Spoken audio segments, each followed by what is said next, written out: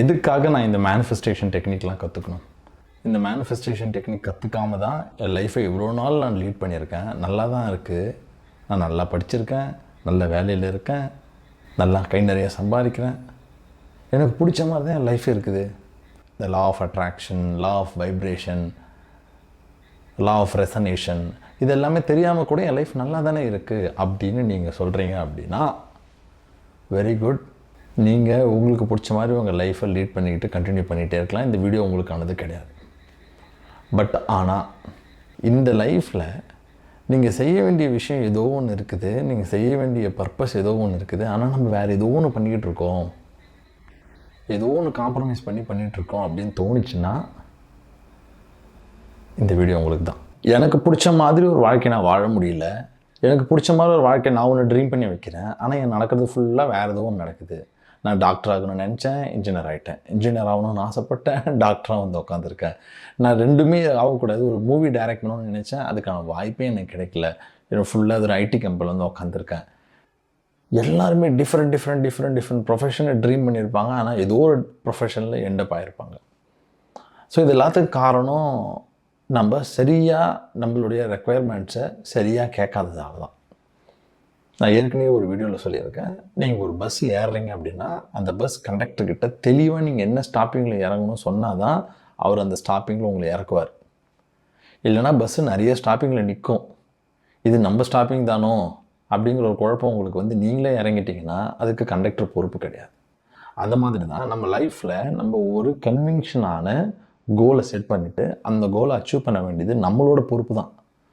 அதுக்கான எல்லா சிங்க்ரனைசேஷன்ஸ் தான் கிடைக்கும் உங்களுக்கு.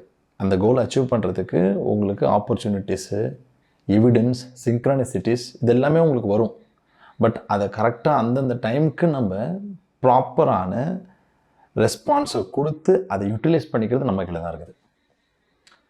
ஸோ எனிஹவ் நம்ம லைஃப் நாம் லீட் பண்ணுற ஸ்டைலில் தான் அது நடக்க போகுது.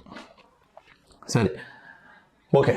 எவ்வளோ கதை சொன்னாலும் நம்மளோட லைஃப்பை நாம் சக்ஸஸ்ஃபுல்லாக நடத்தணும் அப்படின்னா நமக்கு பேசிக்காக நம்ம லைஃப்பை பற்றி நம்மளை பற்றின ஒரு ஐடியா நமக்கு வேணும். இன்றைக்கி நிறைய பேருக்கு அவங்கள பற்றின ஐடியாவே மோஸ்ட்லி அவங்ககிட்ட இல்லை. சில பேர் நான் பார்ப்பேன் பயங்கர டேலண்டடாக இருப்பாங்க, ஆனால் அவங்க டேலண்டடாக இருக்காங்களானே அவங்களுக்கு தெரியாது. அதை அவங்க ரியலைஸே பண்ணியிருக்க மாட்டாங்க. நம்ம ஒருவேளை அந்த டேலண்ட் அப்ரிஷியேட் பண்ணால் கூட அதெல்லாம் ஒன்றும் இல்லை, அதெல்லாம் நான் சும்மா பண்ணுறேன், அதெல்லாம் ஒன்றும் ப்ராப்ளம், அது மாதிரி ரொம்ப கேஷுவலாக பணிவாக இருக்கிறதா நினச்சி கேஷுவலாக போயிடுவாங்க. பட் ரியலாகவே அவங்கக்கிட்ட அந்த ஸ்கில் இருக்கும். அந்த ஸ்கில் அவங்க கேபிட்டலைஸ் பண்ணி வேறு ஏதோ ஒன்று பண்ணாங்கன்னா சூப்பர் டூப்பராக ஹிட் ஆகலாம். பட் பண்ண மாட்டாங்க. சில பேர் உண்மையாகவே அவங்களுக்கு நேச்சுரலாகவே கன்வின்ஸ் பண்ணுவாங்க, நேச்சுரலாகவே ஒரு 2 பேர்கிட்ட பேசி அவங்க 2 பேருக்கு எதனா ப்ராப்ளம் இருந்தால் சால்வ் பண்ணி விடுவாங்க. ஒரு கன்சல்டிங் கெப்பாசிட்டி இருக்கும். ஆனால் அவங்க அதை பேஸ் பண்ணி எந்த ஒரு ப்ரொஃபஷனுக்கும் போயிருக்க மாட்டாங்க. எங்கேயோ போயிட்டு ஏதோ ஒரு டேட்டா என்ட்ரி ஜாபு, சம்மந்தமே இல்லாமல் லோன்லியாக செய்யக்கூடிய ஏதோ ஒரு ஜாபை அவங்க பண்ணுவாங்க. இப்போ நான் என்ன சொல்ல வரேன்னு ஓரளவு உங்களுக்கு புரிஞ்சிட்ருக்கோம். லைஃப்பில் நம்மளோட பர்பஸ் ஐடென்டிஃபை பண்ணாமல் நம்ம லைஃப்பை லீட் பண்ணோம் அப்படின்னா அது ஒரு கரெக்டான லைஃப் கிடையாது, ஒரு சக்ஸஸ்ஃபுல் லைஃப் கிடையாது. சக்ஸஸ்க்கு நிறைய பேர் நிறைய டெஃபினேஷன் கொடுத்துருக்காங்க. அதில் முக்கியமான ஒரு டெஃபினேஷன் நான் பார்க்குற டெஃபினேஷன் தான் the person who pursue a வர்த்தி ideal. அதாவது நான் என்ன ஆகணும்னு நினச்சேன் அது ஆனாங்கல்ல, அவங்க தான் சக்ஸஸ்ஃபுல். நீங்கள் சொல்லுவாங்க நிறைய பேர், நான் நிறைய பல கோடி சம்பாதிக்கணும், அந்த மல்டி க்ரோரை நீங்கள் ஏர்ன் பண்ணிட்டீங்கன்னா நீங்கள் சக்ஸஸ்ஃபுல். ஆனால் அந்த மல்டி க்ரோரை ஏர்ன் பண்ணும்போது நீங்கள் என்னென்ன வேலை பார்த்தீங்க, அந்த வேலை நல்லதா கெட்டதா, அது அடுத்தவங்களை டிஸ்ட்ராக்ட் பண்ணிச்சா, அடுத்தவங்களை டெஸ்ட்ராய் பண்ணீங்களா, அடுத்தவங்களை கெடுத்து பண்ணிங்களா, அடுத்தவங்களை மேனிப்புலேட் பண்ணிங்களா, இப்படி இதெல்லாம் பார்த்தீங்கன்னா உங்களுடைய end of the moral life, உங்களுடைய லைஃபோடைய ஒரு எசன்ஸ் இருக்குல்ல, அது சக்ஸஸ்ஃபுல்லாக இருக்காது. ஸோ எப்பவுமே கோல்ஸை நீங்கள் வந்து ஃபைனான்ஷியலாக மெட்டீரியலிஸ்டிக்காக வைக்கும்போது ரொம்ப கவனமாக இருக்க வேண்டியது நம்ம போகிற பாத். நம்ம இந்த கோலை அச்சீவ் பண்ண போகிறோம், இதுக்கு இந்த ரூட்டில் போகிறோம், எந்த விதமான நெகட்டிவிட்டிஸ்க்கும் நம்மளுடைய ஜேர்னியில் இடம் கொடுத்துடக்கூடாது அப்படின்னு நீங்கள் கிளியராக இருக்கணும். எல்லாருக்கும் சக்ஸஸ்ஃபுல் ஆகணும்னு ஆசை தானே, எல்லாருக்குமே சக்ஸஸ்ஃபுல் ஆகணும்னு ஆசை தானே. யார் வந்து எனக்கு சக்ஸஸ்ஃபுல் ஆக வேணாம்னு நினைப்பாங்க. ஸோ சக்ஸஸ்ஃபுல் ஆகணும் அப்படின்னா நீங்கள் முதல்ல ஒரு பர்பஸ் ஆர் ஒரு கோல் வச்சுருக்கணும். பர்பஸ் இல்லாதவங்களுக்கு கண்டிப்பாக சக்ஸஸ்ங்கிறது கிடைக்காது. பர்பஸ் இல்லாதவங்களுக்கு சக்ஸஸ்ங்கிறது கண்டிப்பாக கிடைக்காது. சார் நான் எப்படி பர்பஸை நான் எப்படி ஐடென்டிஃபை பண்ணுறது? நான் இந்த பர்பஸுக்கு தான் நான் இங்கே வந்திருக்கேன்னு எப்படி சொல்கிறது? யார் சொல்கிறது? அப்படியே சொன்னாலும் அதை நான் எப்படி நம்புறது? நல்லா புரிஞ்சுக்கோங்க, உங்களோட லைஃப் பர்பஸ் என்னங்கிறத யாருமே சொல்ல முடியாது. அதை நீங்கள் தான் கண்டுபிடிக்கணும். எப்படி கண்டுபிடிக்கணும் அப்படின்னா, உங்களுக்கு எதெல்லாம் பிடிக்குது, நேச்சுரலாக உங்களுக்கு என்னென்ன பிடிக்குது அப்படியே பாருங்கள். சார் எனக்கு நேச்சுரலாக நல்லா பேச தான் வரும். நேச்சுரலாக நான் வந்து யாரு கூடயும் ரொம்ப மெர்ஜாக மாட்டேன். நேச்சுரலாக எனக்கு மேத்தமெட்டிக்ஸ் நல்லா வரும். எனக்கு மியூசிக் மேலே இன்ட்ரெஸ்ட் இருக்குது. இந்த மாதிரி நிறைய டிஃப்ரெண்ட் இன்ட்ரெஸ்ட் இருக்கும் உங்களுக்கு. இந்த இன்ட்ரெஸ்ட்லாம் ஐடென்டிஃபை பண்ணி அந்த இன்ட்ரெஸ்ட் ஓரியன்டாக நம்மளோட கரியரை செட் பண்ண முடியுமா பார்க்கணும். ஒரு வேளை அதுக்கான ஆப்பர்ச்சுனிட்டி இல்லை சார், நான் வந்து ட்ராயிங் நல்லா பண்ணுவேன், ஆனால் எனக்கு வந்து ட்ராயிங்கில் எங்கள் வீட்டில் வந்து கரியரை சூஸ் பண்ண விடுவாங்களா? விட மாட்டாங்க. என்னோடய ஐடி போக சொல்கிறாங்க, இன்ஜினியரிங் போக சொல்கிறாங்க. ஸோ உங்களுடைய ஸ்கில்ஸ் அண்ட் இன்ட்ரெஸ்ட் எதில் இருக்குங்க அப்படிங்கிறத பார்க்கணும். அதுக்கு முடிஞ்ச அளவுக்கு அதுக்கு ரிலவெண்ட்டாக உங்களுடைய கரியரை நீங்கள் அமைச்சிக்கிட்டிங்கன்னா ஓரளவுக்கு உங்களால் அதில் வேலை செய்கிறோன்னு நினைக்காம வேலை செய்ய முடியும். ஜாய்ஃபுல்லாக வேலை செய்ய முடியும். அந்த வேலை மாதிரியே தெரியாதுல்ல உங்களுக்கு. அது உங்களுக்கு ஒன்று பிடிச்சி பண்ணுறீங்க அப்படின்னா அது வேலை மாதிரியே தெரியாது. நிறைய பேர் நான் கேட்டிருக்கேன், இந்த பிஸ்னஸில் நல்ல ப்ராஃபிட் இருக்கா? இல்லை, இந்த பிஸ்னஸில் அவ்வளோ ப்ராஃபிட் கிடையாது. அப்படியே அதை பண்ணுறீங்க. என்ன பண்ணுறதுங்க, இதான் நமக்கு வருது, இதான் நமக்கு இப்போ பிடிக்குது அப்படி சொல்லுவாங்க.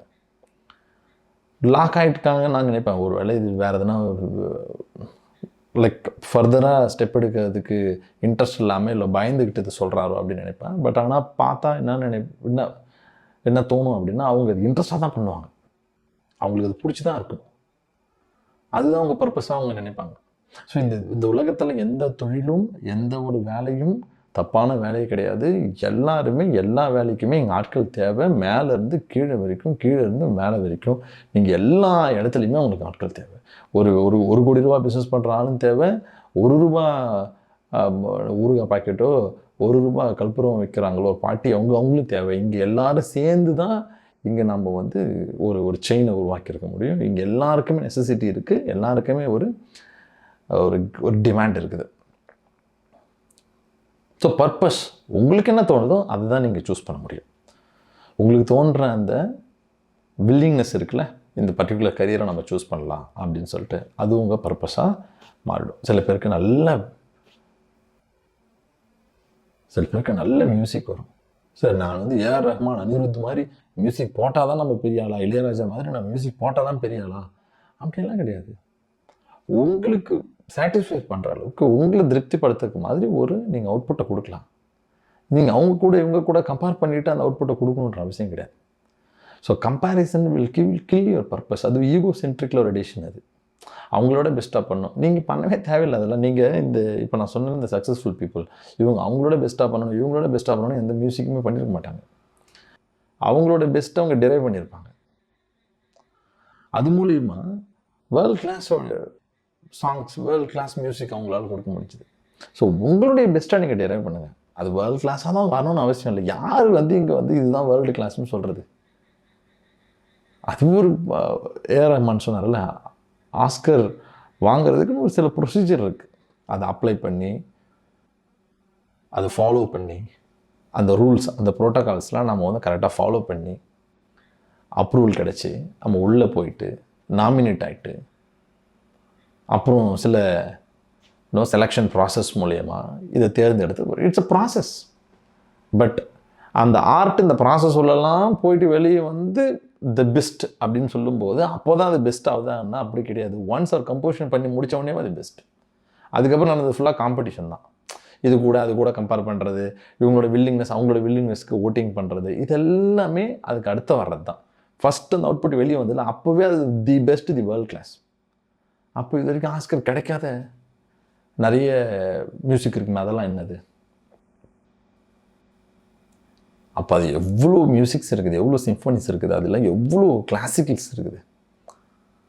அவ்வளோ கிளாசிக்ஸுமே பெஸ்ட்டு தானே.